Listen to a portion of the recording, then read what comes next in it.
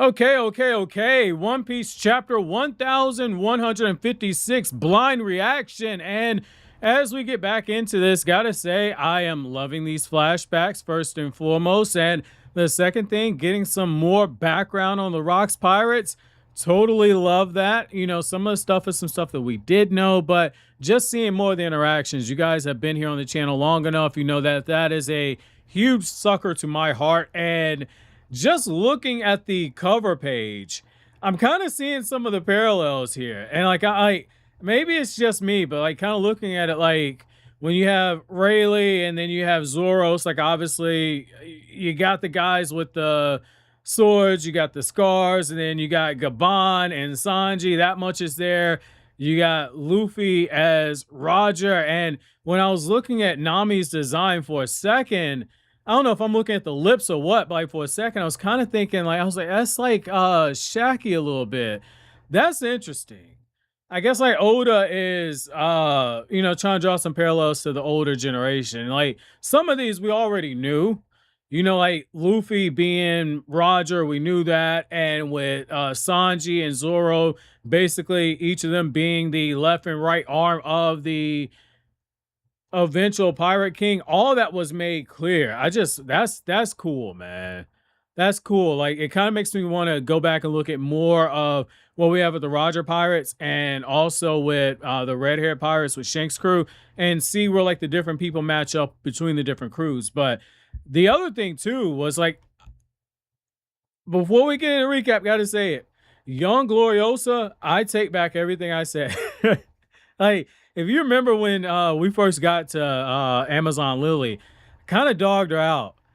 Like, I don't know like what it is with Oda, like when he has like the super attractive women, they age like terribly in One Piece, like for the most part. But holy, she looks gorgeous, man. Like that design's pretty cool. And seeing her take on love sickness was very funny. You know, some aspects of it remind you a lot of Boa Hancock, but man, like just the way that she was so head over heels for Roger, and then getting super jealous over the fact that like Shaki was getting more letters and interest and etc. That was funny. Like again, I'm a big sucker for what we get there. So let me just back up, right? Because I could go on all day when it just comes to talking about character interaction. So we open up this chapter and it basically says back in this time, and we're learning that like the Kuja Pirates were a really big deal, and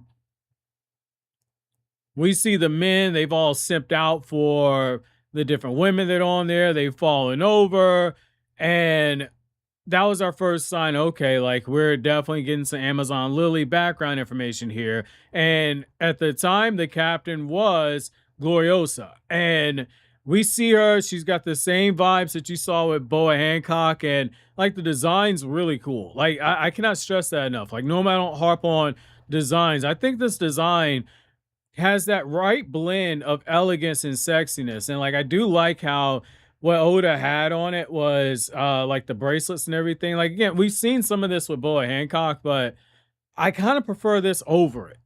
Maybe I'm a little biased. I'm not a big Boa Hancock fan, but I kind of prefer this a little better. And I like her personality more too. Like just gonna put that out there. Like there's some overlap with Boa Hancock. And again, I might be biased, but I like what we got here. Like this debut was a little better in my opinion. Now, the other thing too is as she starts getting the fan mail, she's like, oh yeah, okay, that's cool. But what's that big pile in the back there? And when she gets told, like, yeah, you know, that's actually Miss Shaki's stuff. As soon as she hears that, Gloriosa loses it. She's like, wait a second, this is 300 times bigger than mine. But she doesn't have much longer to just dwell on that, because all of a sudden we find out that it's not just the Navy men that have completely simped. We have the Roger Pirates, and Roger is giving his answer. He's like, this is Roger speaking. And I'm like, why is Roger coming here? And like at first I'm going, okay, like where's Oda taking this? And like Roger's giving off very Luffy coded design. It's kind of like Luffy and Shanks a little bit. Like, cause like the way that he's presenting himself with the bill reminds me more of Shanks to a degree, like the bigger chest and the lankier body, like the younger Shanks, where you could tell, you know what I mean by younger, I mean like what we saw in early One Piece, not in the timeline, like chapter 1 Romance Dawn Shanks. Like you could look at him and tell that he was skinny, but you could tell he had some muscle to him. And with Roger, you see some of the same thing. Like it's lean, but the frame is really good. You can tell that like Roger eventually puts on way more bulk later on because that frame is there. Like very good, very, very good. I like Oda. I know like people get on to him about how he does the anatomy and everything, but that's one thing I've always admired is the way he does bone structure, because like bone structure, muscle structure, he's got that. Now, the whole reason that they're even this getting worked up is they also want Shaki. I'm like, oh my God, they'd have made Roger a simp. Like that was my first thought, right? And I'm like, I do not want to see Rayleigh simp either. Like, you know, those two get together in the future, but I'm like, I don't want to see Rayleigh simp. I really like Rayleigh. That's not something I want to see. And we get some humorous moments where as they get onto the ship and we start seeing like the back and forth and everything, all of a sudden, Shaki comes out and she immediately goes at Gabon. Gabon falls over. It looks like we have Roger. Roger falls over. He's got the big lump on his head, completely hilarious. You got the questionable pose where like she's standing over him. And it's one of them things where it's just like, dude, like that's like complete upskirt. But it's Oda. We've seen worse. Like it is what it is. We've seen a whole lot worse with Oda. But it's like the man got an eye full. And sure enough, when you look at his eyes, he has hearts in his eyes. And it's like, damn, dog. But then we move over, and as Shaki is going through and she's got her finger underneath Roger's chin and she's talking to him, she's like, look, I already belong to one person. And she starts kind of taking charge. And for a moment, as you're looking at all this, you start realizing like, okay, so we're seeing how bad she used to be. We're seeing why she was the princess of Amazon Lily at one point, because she's got these men eating out the palm of her hand. And I might be mistaken, but like, I don't recall anybody on Amazon Lily when we went there and we met Boa Hancock. There wasn't anybody that even looked like they were rivaling Boa Hancock, like in terms of just beauty. And like, I get it, you know, like with her devil fruit and the way she's been hyped up and everything, I get it. But just seeing how there's multiple baddies on this ship, like even the NPCs, like Oda, the way that he drew them, like even the NPCs, they don't look bad. Like Oda was in his bag drawing these women. I got to give him props there. And what I do like too is the standouts are all the ones that would eventually become the Empress of Amazon Lily. Like the rest of them didn't look bad, but the ones that are standouts are either the current Empress or the future Empresses. And just seeing like it's that many on the ship at the exact same time, and they're all bad as fuck. That's a dynamic I really wish that I would have seen more of with Boa Hancock. It's like, and it might just be because I haven't read Amazon Lily in a while. When did I do that Boa Hancock video? I did that Boa Hancock video, God, like in 2025. So it's been a minute since I've gone through and read Amazon Lily, but I only really remember Boa Hancock and old Gloriosa and Boa Hancock's sisters. Like the rest of them, I remember like one of them, you know, was tugging on Luffy and didn't realize what it was she was tugging on. And, you know, one of them was like a big Bertha looking bitch. But like the rest of them, it's like the background characters. You know, maybe this is just Oda's art getting better, because like Amazon Lily would have been out like in 2009 or 2010 in manga format. So it kind of makes sense that the art, you know, does grow. But the next thing we do get is as she's walking through, Shaki sends out a wink to Rayleigh. And like Rayleigh, you know, he's taken aback a little bit, but he's not the one that is simping. He's the one that's got his shit together. And with Roger, when Gloriosa is kind of coming and it's like, hey, you know, you should be head over heels in love with me. I'm the one you want. Roger is like, I ain't trying to hear none of that stuff. And on one hand, it's like, it's because he's simping for somebody else. But on the other hand, I got to give him some props too, because it's shown when Roger shows up and finds out that Garp is there, he immediately locks in. He's just driven.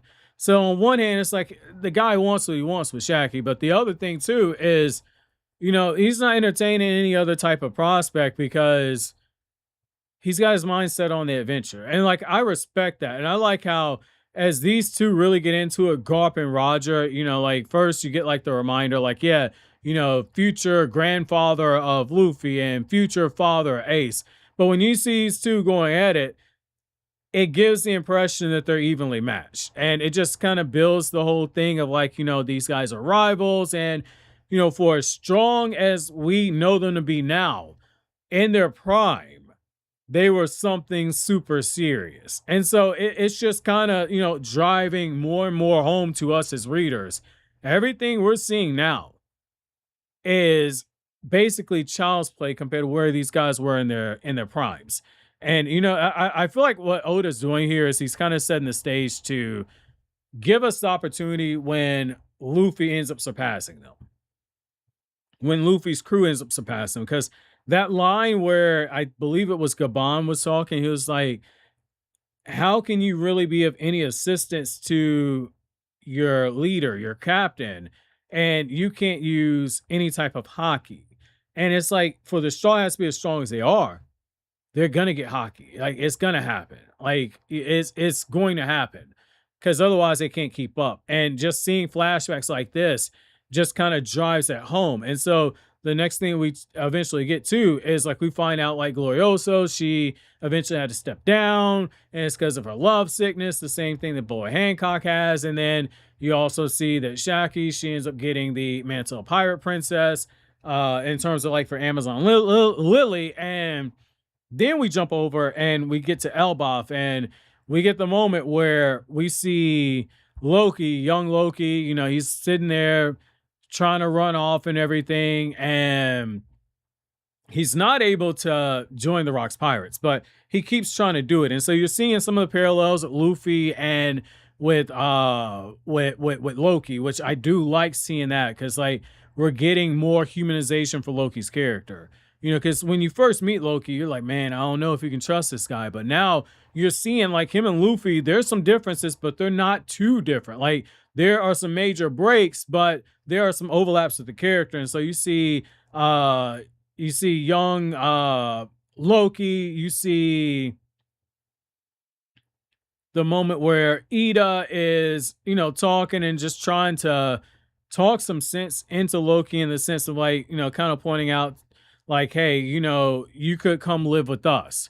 And she makes one of the points of like, she doesn't really like seeing how people treat Loki, try to kill him, and etc. She sees him as a kid. And just seeing Loki and Hadruden and just seeing that back and forth and seeing how things used to be, that was very refreshing. And what I like too is that just with Ida for a second, it almost feels like, had Loki the cards broken in a different way, Loki could have turned out differently. Because, I mean, he was getting what you could argue acceptance to being inside of a family. I think that that's kind of touching to see that. And so the next thing we get to is that we get a jump over, and I love this part. I really love this part. We get to see the Rocks Pirates. And at first, I got taken off because I was like, who's the masked person? Is this going to be Loki? But then I read the box, and it was like, oh, okay, so they've already taken over. They've already taken over Pirate Island. I'm like, so this isn't Luffy. So who is this? And it ends up being Kyou, and Kyou comes in, bodies his way through, and we find out like everybody wants to join the Rocks Pirates, etc. And like I'm getting strong Blackbeard vibes there, but also what we end up seeing is like there's a plan. And so not Blackbeard, but Rox's plan is, there are two devil fruits I want. One of them's gonna be an Elbaph, and its power can be unlocked as soon as Harald eats it. And he really wants him to do it. But then the other thing we find out is that, Big Mom is out there and she's looking for the extra devil fruit that, it is that he wants. And we see more of the back and forth with the different people. We see a young Whitebeard, we see young Kaido, we get more of those interactions. And what I like too is that when Kaido starts showing some of the personality that we know that he has, that we saw on Wano, where he's like, why don't you just bend them to your will? You're strong enough to do it. Rocks is like, no, like, I actually like Harald. I'm not going to do that. If you say that again, I'm going to get rid of you. And just shows that, like, Rocks has a bit of a moral code, but what he does focus on at the end is very important. He says the key to taking down the Holy Land is going to be all of this. If you ain't with that, you can just get to stepping right here. We're focused on going into the future. Just stick with me for a little bit. And I like this because the Rocks Pirates were one hell of a crew. To see this many people, the fact that you got 3 future warlords already there, not warlords, but Yonko already there. It just shows you that old generation was something nasty, man. Like, this was good. This was a very good chapter. I enjoyed the fuck out of reading this one, man. Excuse my language. Like, I enjoyed this one. I enjoyed this. Like, it's too early to tell, but like, I kind of like this flashback we're in better than what we had with Kuma. I know that might be a hot take, but I'm kind of enjoying this a little bit more, man. So my chapter question to you guys, we're going to keep this one fun, right? So if you had to assemble a team to take on the Rocks Pirates from modern day pirates, so no Garp, no Roger, modern day pirates, if you had to assemble a team to take them down, what team of pirates would you choose to go with the Rocks Pirates? Let me know down in the comment section below. So always, guys, if you like anything I had to say, don't forget to comment, rate, subscribe, and share. Thank you so much for watching until the end. Have an awesome day, guys.